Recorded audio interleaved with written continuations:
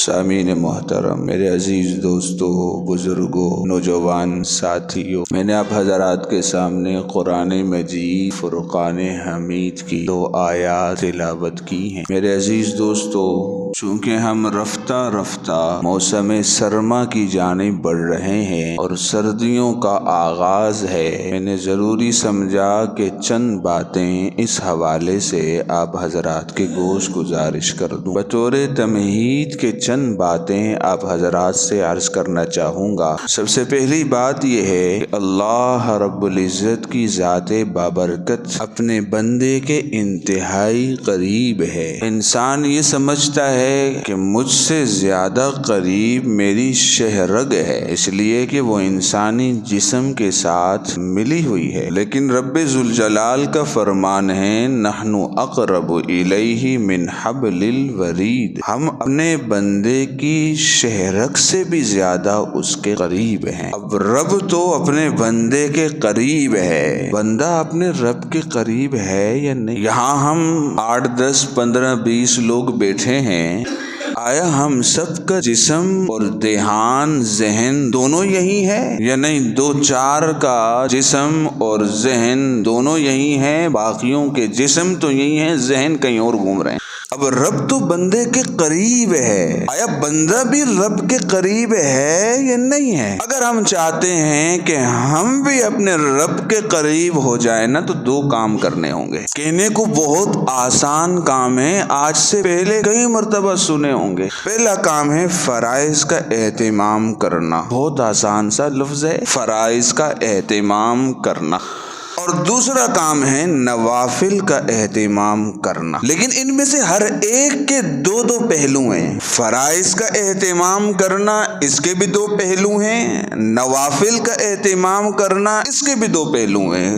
کل ملا کر 4 ہو گئے۔ فرائض کا اہتمام کرنا، اس کے 2 پہلو اس طرح ہیں کہ رب ذوالجلال کی طرف سے جن کاموں کے کرنے کا حکم ہے ان کو کرنا یہ بھی فرض ہے، اور جن کاموں کو نہ کرنے کا حکم ہے ان سے بچنا یہ بھی فرض ہے۔ یہ فرائض کے 2 پہلو ہیں۔ میرے رب کا حکم ہے ہر بالغ مرد اور عورت کو دن میں 5 وقت نماز پڑھنی ہے، یہ فرض ہے، اس کا کرنا فرض ہے۔ رمضان کے روزے رکھنے ہیں، ان کا رکھنا فرض ہے۔ صاحب نصاب کو زکوٰۃ دینی ہے، زکوٰۃ نکالنا فرض ہے۔ صاحب استطاعت کو حج کرنا ہے، حج کرنا یہ فرض ہے۔ ہم سب ان کاموں کو فرض سمجھتے ہیں اور کرتے ہیں، لیکن فرض کا ایک دوسرا پہلو ہے کہ میرے رب نے بہت سے کاموں کو نہ کرنے کا حکم دیا ہے کہ یہ کام نہیں کرنا، ان سے بچنا بھی فرض ہے۔ اب ان سے کون کون بچ رہا ہے اور کون نہیں بچ رہا؟ میرے رب کا حکم ہے کہ کسی کے ساتھ ظلم نہیں کرنا، اب ظلم سے بچنا یہ فرض ہے۔ میرے رب کا حکم ہے شراب نہیں پینی، شراب سے بچنا یہ فرض ہے۔ میرے رب کا حکم ہے زنا نہیں کرنا، اب زنا سے بچنا یہ فرض ہے۔ میرے رب کا حکم ہے کسی کو دھوکہ نہیں دینا، دھوکہ دینے سے بچنا یہ فرض ہے۔ ہم نماز پہلی صف میں آ کر پڑھتے ہیں، حج کے سیزن میں حج بھی ادا کرتے ہیں، زکوٰۃ کا موقع آ جائے وہ بھی دے آ کے نچوڑ نچاڑ کے کچھ نہ کچھ نکال دیتے ہیں۔ جدھر موقع ملے نا دھوکہ دینے کا وہ بھی کر دیتے ہیں، پھر کہتے ہیں ہم فرائض کو بجا لانے والے۔ تو فرض تو صرف نماز پڑھنا تو نہیں ہے نا، فرض تو ادھر بھی ہے۔ تو میرے مسلمان دوستو، میرا رب کہہ رہا ہے کہ میں اپنے بندے کے انتہائی قریب ہوں۔ اگر بندہ بھی اپنے رب کے قریب ہونا چاہتا ہے نا تو سب سے پہلے اسے فرائض کا اہتمام کرنا، اور فرائض کے دونوں پہلوؤں کا اہتمام کرنا ہوگا۔ عبادات کا حکم ہے انہیں کرنا ہوگا، منکرات سے بچنے کا حکم ہے ان سے بچنا ہوگا، آسان الفاظ میں۔ نمبر 2، فرائض کے ساتھ ساتھ نوافل کا بھی اہتمام کرنا ہوگا۔ اب نوافل کی بھی 2 پہلو ہیں، ایک تو یہ نفلی نمازیں، نفلی نمازوں کا بھی اہتمام کرنا ہے، نفلی روزوں کا بھی کرنا ہے، نفلی صدقہ بھی دینا ہے، نفلی حج بھی کرنا ہے، نفلی عمرہ بھی کرنا ہے. یہ بھی نوافل کا ایک پہلو ہے. لیکن نوافل کا ایک اور پہلو ہے اپنے آپ کو مشتبہ چیزوں سے بچانا. ایک تو ہے نا حرام، ان سے بچنا تو فرض ہے. ایک ہے مشتبہ چیزیں، مکروہ چیزیں، ان سے بچنا، یہ بھی نوافل کا اہتمام ہے. اور بندہ رب کے قریب اسی وقت ہوتا ہے جب بندہ فرائض کا بھی اہتمام کرتا ہے اور ان نوافل کا بھی اہتمام کرتا ہے. آج ہمارے معاشرے کے اندر بہت بری فضا پھیلی ہوئی ہے. نفل کو نفل کہہ کر چھوڑ دیتے ہیں. نفل ہی تو ہے، کوئی فرض تھوڑی ہے. مکروہ کو مکروہ کہہ کر لیتے ہیں. مکروہ ہی تو ہے، حرام تھوڑی ہے. سمجھیے گا اس بات کو. نفل کو نفل کہہ کر چھوڑ دیتے ہیں، مکروہ کو مکروہ کہہ کر لیتے ہیں. حضرت ابو ہریرہ رضی اللہ تعالی عنہ کی روایت ہے، وہ فرماتے ہیں کہ جب کل قیامت کا دن ہوگا سب سے پہلے حساب کتاب فرائض کا ہوگا.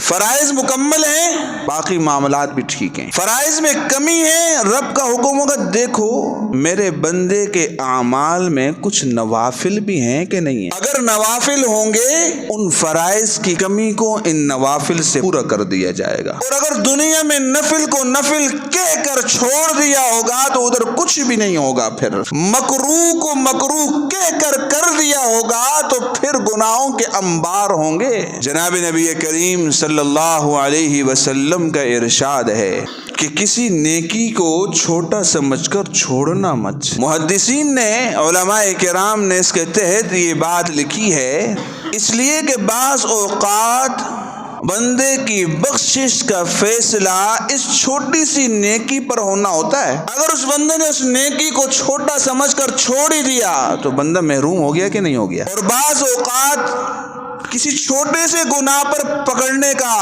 فیصلہ ہوتا ہے اور بندے نے اس گناہ کو چھوٹا سمجھ کر لیا تو محرومی ہو گئی کہ نہیں.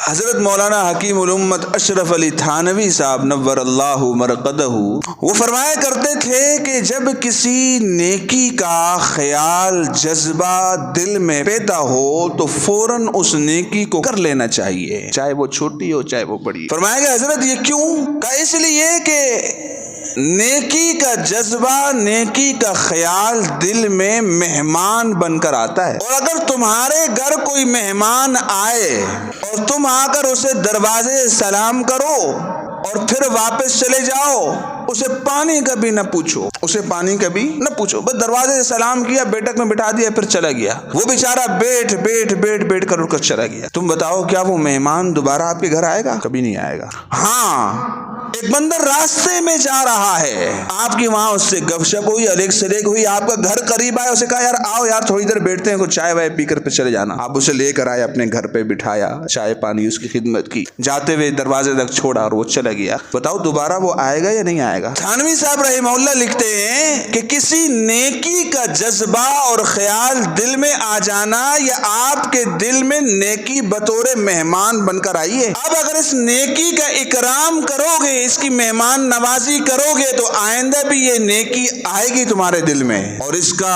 اکرام یہ ہے کہ جس نیکی کا جذبہ پیدا ہو رہا ہے نا وہ نیکی کا کام کر جاؤ، یہ اس کا اکرام ہے. اگر تم اس نیکی کو نہیں کرو گے نا، وہ ایک مرتبہ رخصت ہو گئی نا، پھر آئندہ نیکی کبھی نہیں آنی. اور مہمان دو قسم کے ہوتے ہیں، فائدہ دینے والے بھی ہوتے ہیں، نقصان دینے والے بھی ہوتے ہیں. اور آپ اس مہمان کا اکرام کرتے ہیں جو آپ کو فائدہ دے، جس کو پتا ہو کہ آپ کو یہ نقصان پہنچائے گا اس کا آپ اکرام نہیں کرتے. گناہ بھی دل میں آتا ہے، اس کا جذبہ تو مہمان بن کر آتا ہے. اگر آپ نے اس مہمان گناہ کا اکرام کر دیا نا، اور اس کا اکرام یہی ہے کہ اس گناہ کو کر دو، وہ بار بار آئے گا اور آپ کے دل میں آ کر دستک دے گا. فیصلہ عوام پر چھوڑ دیا ہے، لوگوں پر چھوڑ دیا. تو میرے مسلمان دوستو، ہم اپنے اعمال کے اندر، نامہ اعمال کے اندر نوافل کا ذخیرہ بھی جمع کریں. یہ کیا ہے؟ جب بھی کہیں موقع آتا ہے کسی خرچ کرنے کا تو ہمارا پہلا سوال ہوتا ہے جی یہاں زکوٰۃ لگ سکتی ہے، یہاں زکوٰۃ لگ سکتی ہے؟ تو کیا تم نے صرف زکوٰۃ دینی ہے، نفلی صدقات خرچ نہیں کرنے؟ زکوٰۃ تو فرض ہے، وہ تم نہ دو تو پکڑے جاؤ گے۔ ارے نفلی صدقہ بھی تو دو نا، کچھ ذخیرہ بھی تو جمع کرو۔ فرض نماز ہے، اب کون کہہ سکتا ہے کہ بھائی میری فرض نماز 100% درست ہے، اس میں کوئی کمی نہیں ہے؟ کمیاں تو ہیں۔ اب ان کمیوں کو کون سی چیز پورا کرے گی؟ وہ نوافل پورا کریں گے۔ حج فرض ادا کر دیا، کون کہتا ہے بابا میرا حج فرض اچھی طرح ادا ہو چکا ہے؟ اللہ نے دیا ہے تو نفلی بھی کرو نا، تاکہ اس حج فرض میں کمی ہو گئی ہے تو نفلی سے پوری ہو جائے۔ تو میرے مسلمان دوستو، میری پوری کی پوری بات کا خلاصہ یہ ہے کہ اللہ رب العزت ارشاد فرماتے ہیں کہ ہم اپنے بندے کے انتہائی قریب ہیں۔ نحن اقرب الیہ من حبل الورید، ہم اپنے بندے کے انتہائی قریب ہیں۔ اگر بندہ بھی اپنے رب کے انتہائی قریب ہونا چاہتا ہے، دو کاموں کا اہتمام کرنے والا بن جائے۔ نمبر 1، فرائض کا اہتمام ہو۔ فرائض کے اندر بھی دونوں پہلو ہیں، جن کاموں کے کرنے کا حکم ہے ان کاموں کا کرنا فرض ہے، جن کاموں سے بچنے کا حکم ہے ان کاموں سے بچنا فرض ہے۔ دوسرے نمبر پر نوافل کا اہتمام کرنے والا بن جائے۔ آخری بات کہہ کر اجازت چاہتا ہوں، ہم رفتہ رفتہ موسم سرما کی جانب بڑھ رہے ہیں، اور یہ موسم سرما مومن کے لیے موسم بہار ہوتا ہے۔ دن چھوٹے سے ہیں، راتیں طویل ہیں، کیوں نہ ہم اپنی زندگی کے اس موسم سرما کو اپنے لیے ایک کامیاب سیزن بنا لیں۔ رات 7:30 بجے نماز ہے، 8 بجے فارغ ہو جاتے ہیں، 9 بجے سے کاموں سے فارغ ہو کر اگر بندہ سو جائے 3 مرتبہ تو لازمی آنکھ کھلتی ہے، اور پھر بندہ واپس سو جاتا ہے کہ اب تو بڑا ٹائم باقی ہے۔ راتیں طویل ہیں، انسان بندہ اپنے رب سے مناجات میں اس رات کا کچھ نہ کچھ حصہ خرچ کرے۔ حضور نبی کریم صلی اللہ علیہ وسلم کا ارشاد ہے کہ میرے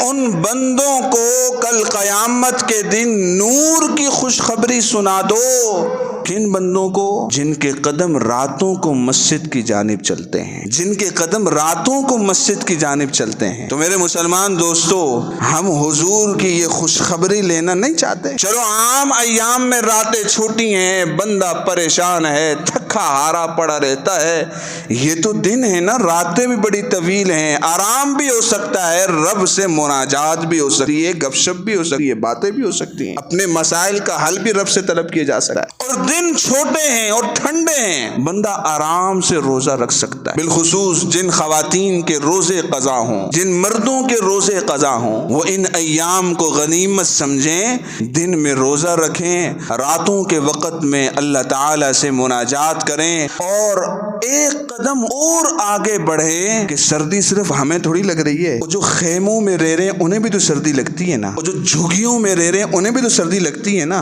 اور جو دن کا 1000 روپے کما کر رات کو کھا جاتا ہے اسے بھی تو سردی لگتی ہے نا، نہیں لگتی؟ یہ صرف سردی ہمیں ہی لگتی ہے۔ اپنے ارد گرد، اپنے اڑوس پڑوس، اپنے خاندان قریب کے مدرسے میں ایسے لوگوں کو تلاش کرو جو سردی سے بچاؤ کے لیے اپنے لیے بستر نہیں خرید سکتے، اپنے لیے کپڑے نہیں خرید سکتے، سردی سے بچاؤ کے لیے چادر نہیں خرید سکتے۔ میرے مسلمان دوستو، یہ موسم سرما ہمارے لیے موسم بہار ہے۔ آگے بڑھ کر ایسے لوگوں کے ساتھ ان کی کمر مضبوط کرے، اور ایسے مواقع پر جیسے ہم اپنے لیے سہولیات کا سوچتے ہیں، ان لوگوں کے لیے بھی سہولیات کا سوچیں، اس لیے کہ حضور علیہ الصلوۃ والسلام نے ارشاد فرمایا، جب تک بندہ اپنے کسی مومن بھائی کی حاجت کو پورا کرنے میں لگا رہتا ہے، اللہ تعالیٰ اس کے کام غیب سے بناتا رہتا ہے۔ تو ہم نہیں چاہتے کہ ہمارا کام ہمارا رب غیب سے بناتا جائے، تو اللہ تعالیٰ ہمیں سمجھنے کی، عمل پیرا ہونے کی توفیق نصیب فرمائے۔ وآخر دعوانا ان الحمد للہ رب العالمین۔